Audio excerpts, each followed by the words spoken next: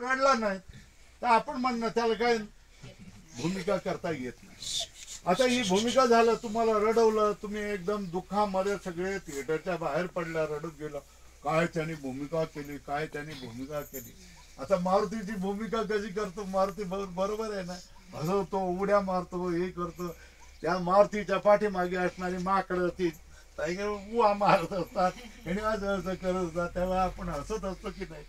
म्हणजे ती भूमिका त्यांनी चांगली केली असंच म्हणत. उदाहरण देतो की ह्या भूमिका अशा करायच्या असतात.